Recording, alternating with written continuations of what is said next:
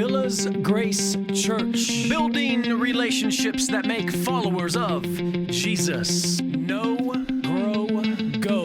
To know Him, to grow in Him, to go with Him. Again, good morning. Welcome to Villas Grace Church. We are in our sermon series, the Gospel of John. Jesus is the Christ, the Son of God. At this time, let's bow our heads in prayer. Lord, we thank you for the gifts that you've given this church so we can sing songs worshiping your name. We are thankful for the men that you have brought to this church as well to preach and teach.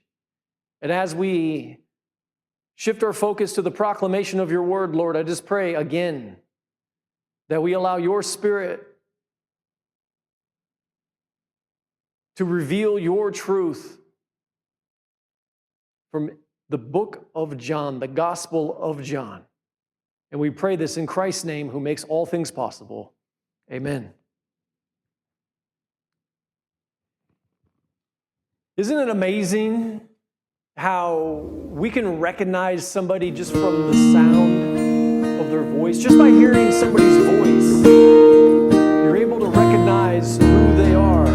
In a recent study, it's been determined that face and voice recognition actually light up the exact same portion of the brain. The same center of the brain that lights up when a person's face is presented is the exact same center when a voice is actually recognized.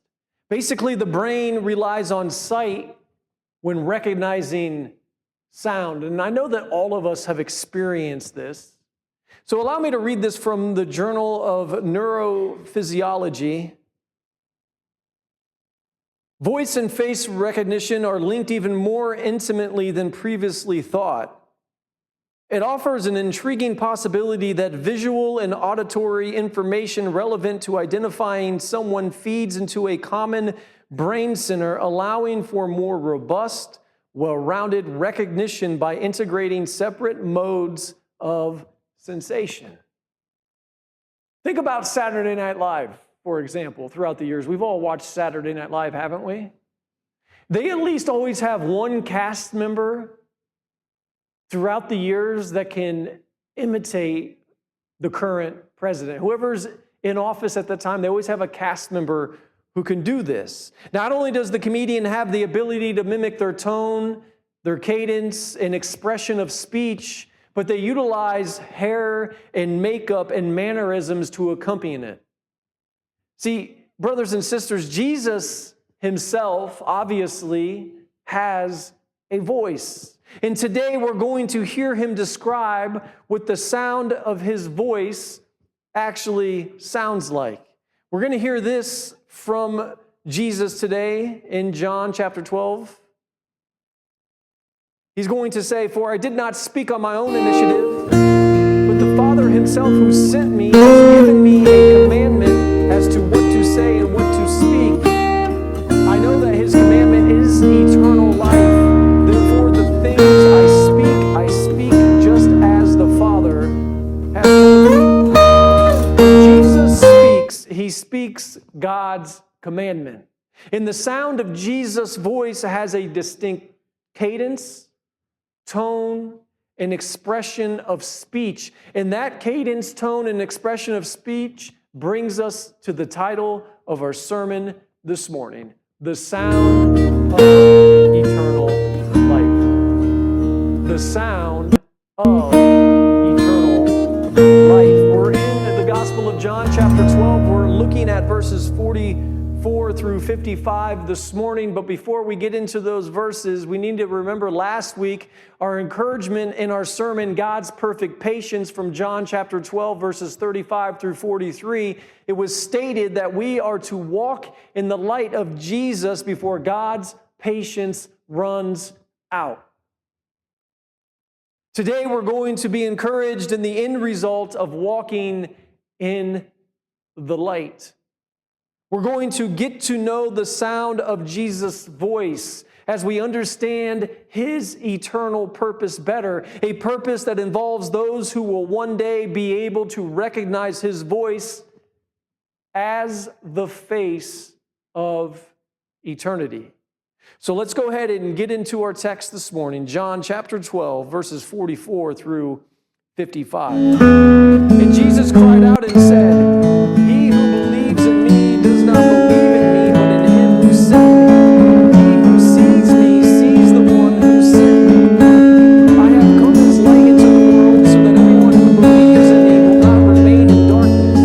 If anyone hears my sayings and does not keep them, I do not judge him, for I did not come to judge the world, but to save the world.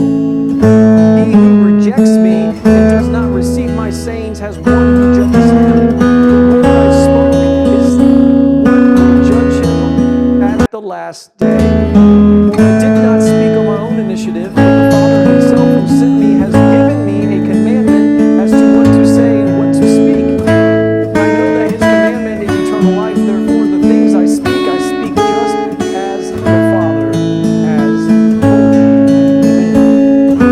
As we look to have a main idea for all of these verses this morning, it looks just like this. Those who recognize Jesus' voice and repent welcome the light that exposes darkness. Those who recognize Jesus' voice and then repent of their sin are those who welcome the light that exposes darkness.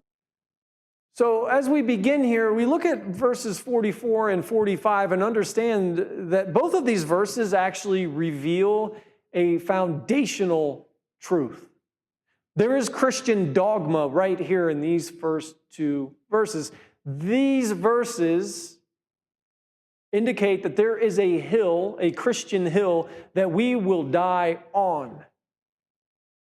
Jesus is God, and God is Jesus. It's impossible to believe in Jesus and not believe in God, just like it's impossible to believe in God and not believe in Jesus. Jesus actually himself has said as much previously in the Gospel of John, and we're going to go just through a few verses just to refresh our memory because we've already covered these verses these last few months. But first, let's look at John chapter 5, verse 24, where Jesus said, "Truly, truly, I say to you, the one who hears my word and believes him who sent me has eternal life and does not come into judgment, but has passed out of death into life." John chapter 8, verse 19.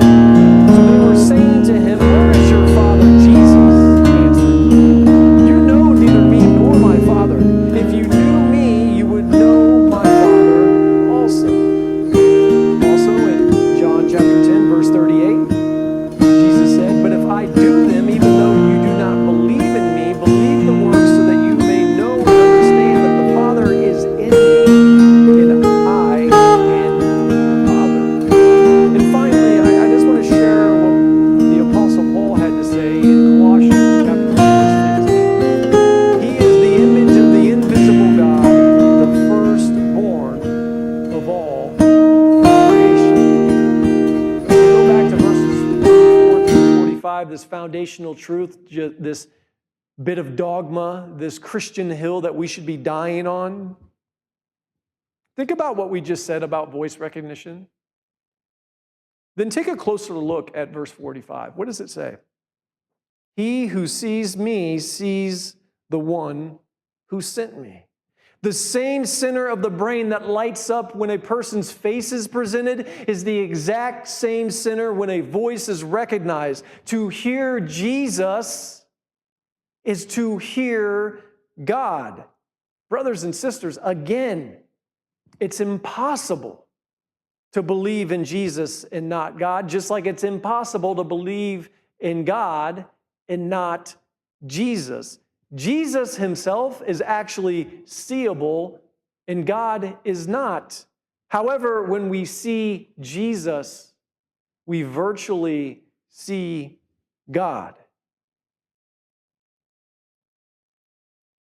In verse 46, as we move on into this text, it reveals that Jesus is not only seeable, Not only can we recognize his voice as the sound of eternity, but he's also on a rescue mission. He has, as it says here in verse 46, delivered us from darkness. Brothers and sisters, this world is covered in darkness. Our adversary, Satan, the prince of the power of the air, he is temporarily reigning over this world, which is why this world is covered in darkness. Just like truth exposes lies, because we know truth exposes all lies, the light exposes darkness. And both lies and darkness, both of them, both lies and both darkness define our adversary's character. Just observe the chaos around the world. You don't have to watch the news very long to realize that there is nothing but utter chaos around the world. We live in a world where 1 + 1 no longer equals 2. We live in a world where gender is no longer binary, meaning between two different species, or I don't even know if you'd want to say species. You have male and female, XXXY. Sexual orientation in our world today is fluid. It can be whatever it is that you want it to be. We are people, now listen to this, because this is truth as well. We are people who are governed by a shadow government. All of these things that I just mentioned are byproducts of Satan's darkness. That's why Jesus is saying what he's saying. So really the question for us is this: what do we do? What do we do about this? What do we do when we see the chaos? What is it that we're supposed to do in the midst of this darkness? Are we to fight the power that be? Is that our responsibility? Are we to rage against the machine itself? By no means. By no means. That is not what we're called to do. We are to simply recognize the voice of eternal life. That's what we're supposed to do. And when we recognize the voice of eternal life, we share the light with others. Now, we mentioned last week, light was capital L, which means it refers to Jesus. Our job, our mission is to not fight the power. It's not to rage against the machine. It's to share Jesus. Jesus needs to be shared because Jesus has already conquered the grave. It's just that we're living in a time frame where not everyone knows that fact quite yet. But one day they will. To be delivered from darkness is a true blessing. If you want to see blessing in your life, if you want to see God's blessing upon your life, it's to know that you've been delivered from darkness. It's a net positive result for placing your faith in Jesus. However, there's a net negative result for those who choose otherwise. In verses 47 and 48 reveal as much. What does it say in verse 47 here? If anyone hears my sayings and does not keep them, I do not judge him, for I did not come to judge the world, but to save it. This is because Jesus' first earthly mission, his primary purpose, was to reveal salvation. He didn't come to judge the first time. He came to reveal salvation. And he came to reveal that it's only achievable through him. And we recognize this from 1 John. What does John say in 1 John chapter 1, verse 14? He says, we have seen and testified that the Father has sent the Son to be the Savior of the world. But let's not be naive. That's a mistake that we could make, is to be naive. Let's not be naive. Governmental politics saves no one. Not has there ever been a person ever saved by any governing politics in the history of the world. Politics don't save. The politics of the world, there's a long list of empires, nations that were never saved, that are no longer in existence today. Let me just give you a list. The politics of the day did not save the Babylonians. You don't hear about the Babylonians anymore, do you? It didn't save the Byzantines. It didn't save the Hittites. It didn't save the Romans. Didn't save the Ottomans. Didn't save the Soviets. And it didn't save, or it will not save, these United States of America. And just think about the last three that I just mentioned. The Ottoman Empire controlled most of Europe prior to World War I. It wasn't until World War I that the Ottoman Empire was no longer an empire. Do you hear anybody talk about the Ottomans? Have you heard anybody talk about the Soviets since 1988, 89, 90? No? So what do you think is going to happen to us one day? Politics don't save. What does our verse here say? Jesus is Savior of the world. He's Savior of the world, but He's not the Savior of nations. That's not what the Bible teaches us. Jesus came not to judge. He came to reveal that salvation is available to all of humanity through Him. So as we go back to verses 46 through 48, we could say the net negative consequence is actually found in verse 48, where it says, "He who rejects me and does not receive my sayings has one who judges him. The word I spoke is what will judge him at the last day." Basically, it's like this. We want to simplify this. We could say, refuse salvation, receive His judgment. This is the net negative consequence, and this happens when we do not recognize His voice as the voice of eternal life. So let's go ahead and take a look at what Paul has to say in Romans chapter 2, verse 16. On the day when, according to my gospel, God will judge the secrets of men through Christ Jesus. You know what this tells us? Quite simply, there are no secrets with God. There are no secrets with God. And do you know what these secrets actually are that Paul's referring to here in Romans 2, verse 16? These secrets are also known as sin. Unrepented sin is nothing more than secrets, but they're not secrets to God. They're secrets that we try to keep. Now, we have public sin and we have private sin. Both need to be repented of in different ways. If you've sinned in a very public way, you need to repent publicly. If it's a private sin, you need to repent privately. That doesn't mean you don't repent. That means potentially you may have another person who you can confide that sin in and allow them to be accountable to you in that, and you repent and let them hear it. But ultimately, you're repenting before the Lord, whether it's public or private. There's some private sin that you don't want to repent of publicly for all to know. It's just not their business, and it may not be edifying for certain people to hear about that sin. But no matter if it's public or private, all sin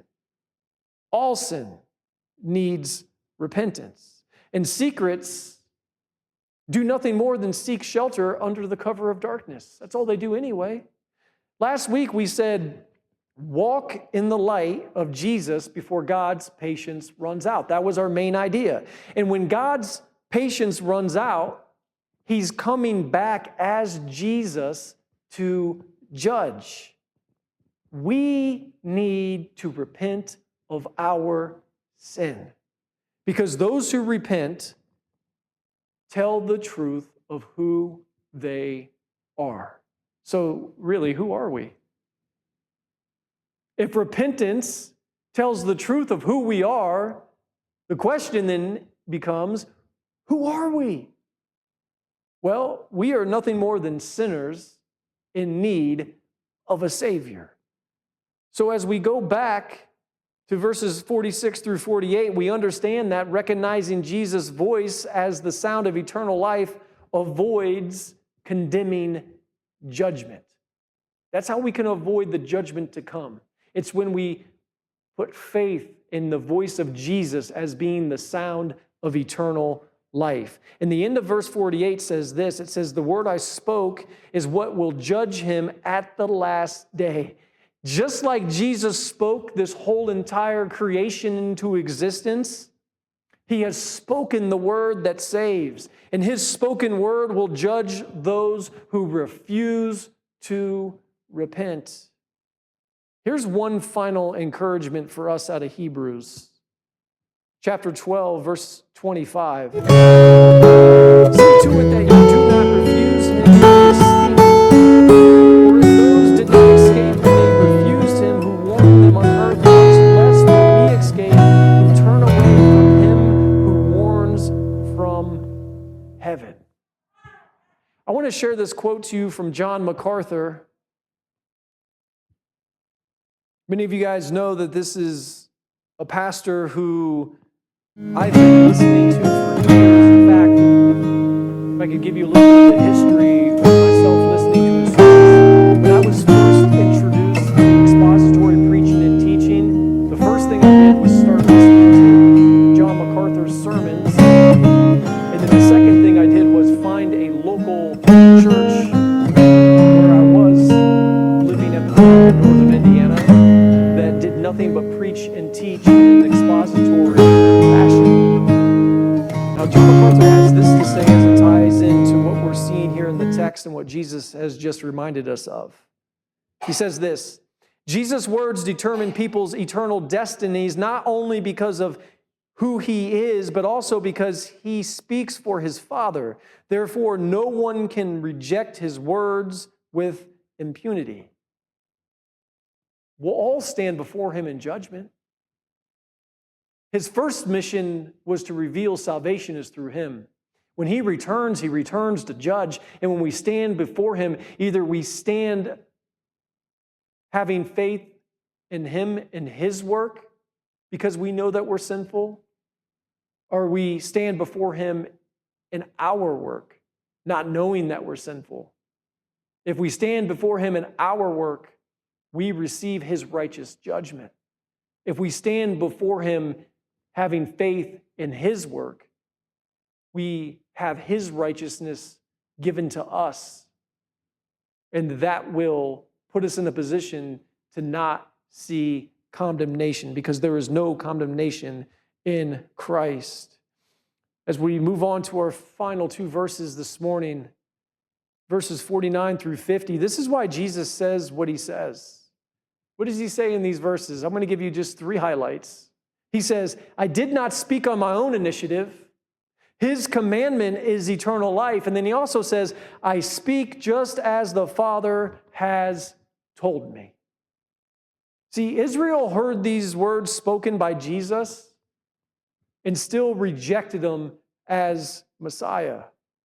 Israel rejected the voice of Jesus because they did not recognize his voice as the sound of eternal life. Brothers and sisters, as you hear these words today, as you're listening to these words today, does the same portion of your brain light up?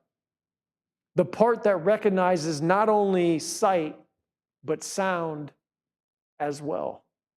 So as Joe comes up and we close out this morning, I'd like to say one last thing about Israel's rejection. Their net negative consequence began sooner rather than later. We see this in Luke chapter 13, verse 35. Behold, your house is left to you desolate. And I say to you, you will not see me until the time comes when you say, Blessed is he who comes in the name of the Lord. Again, the politics that govern will not save. In fact, the generation, Israel's generation that came after the one that actually heard these words physically spoken by Jesus, that generation fell to the Romans. Their temple was destroyed and their people were scattered. And we still to this day observe Israel's troubles, don't we? One day, God has promised to redeem a remnant of the Jews, and that remnant will be used to save all of Israel. However, until then, do you yourself recognize the voice of Jesus as being the sound of eternal life? Or are you comfortable with your secrets seeking shelter under the cover of darkness? The choice is yours. And this is the reason why we said this morning. Those who recognize Jesus' voice and repent welcome the light that exposes darkness. Let's pray. Lord, we prayed to be used to share your name as the only path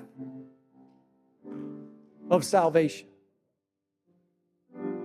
Use us, Lord, to distribute the good news and salvation.